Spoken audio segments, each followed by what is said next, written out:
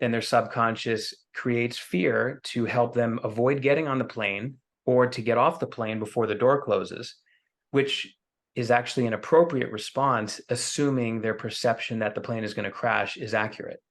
So the problem is not the emotional response. The problem is the thought or belief or perception that causes the emotion. Gone through some of your previous interviews and things you've covered, and I find hypnosis extremely fascinating. Can you please give a quick overview of how the subconscious mind affects our waking reality and how powerful it is or how significant it is? When I explain to my clients why they have certain emotional patterns or behavioral challenges that they can't seem to change with willpower or simple rational thinking, I explain to them that we have a conscious mind and a subconscious mind, and the conscious mind controls a very small portion of what we do, and namely analysis, willpower, and long-term thinking. So your conscious mind is concerned about your goals and making sure that you are healthy and you make enough money and that kind of thing. But the subconscious, which controls most of everything we do, including our physical functions and everything, and especially our emotions and our habits and I know whenever I explain this, I often then become aware that I'm, moving my hand unconsciously when I'm speaking, and that Mhm. is also a subconscious program. And so the subconscious focuses on the very short term, in really the next few minutes, and it's primarily concerned with self-preservation and feeling good or getting out of feeling not good.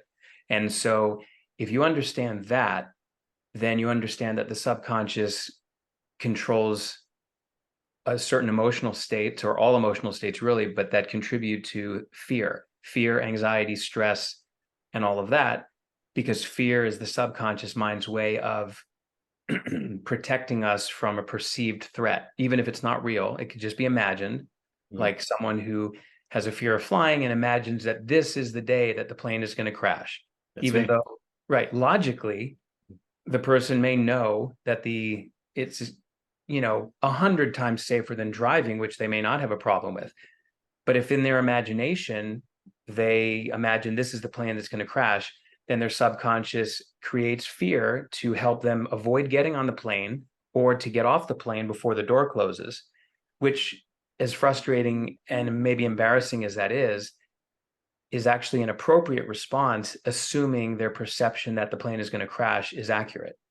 So the problem is not the emotional response. The problem is the thought or belief or perception that causes the emotion. And so the subconscious is trying to help us avoid danger, even if it's imagined. And most of the time it is just imagined. And then it also is focused on making us feel good. And this explains addictions and compulsive behaviors. So if you're feeling stressed or just, a little down, your subconscious says, even though it's probably creating that feeling to begin with, which is Mhm. kind of the rub here, but the subconscious then says, oh, well, I don't like how we're feeling. Let's try to do something to feel better. I know having a beer always seems to help. Or why don't we go have a cigarette? Or let's go on social media and see if we have any likes. Or let's go eat some food. Let's check out what's in the fridge, whatever. And this explains why most people have some form of compulsive behavioral problem, which is actually a symptom usually of an emotional issue that they have habitually. And they're both caused by the subconscious. So this is looking at the negative side of what the subconscious does for us. But ultimately, I think of the subconscious as a horse, or any kind of animal that can be trained. It's very powerful. If it's not disciplined or trained, and especially if it's been mistreated earlier in its life, um, and most of my focus is on neutralizing emotional trauma as the underlying cause of emotional and behavioral problems.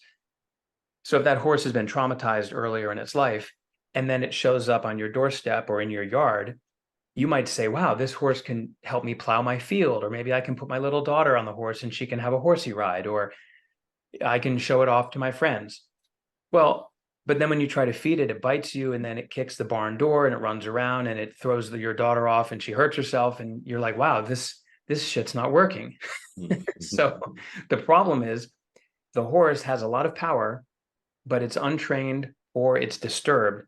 And as a result, it's going to act out in ways that actually can make your life a lot worse.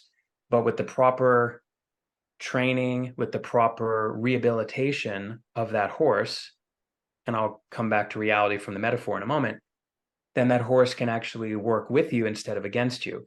So the subconscious, most everyone manages to come out of childhood with some bumps and bruises emotionally, and some problems that they have learned.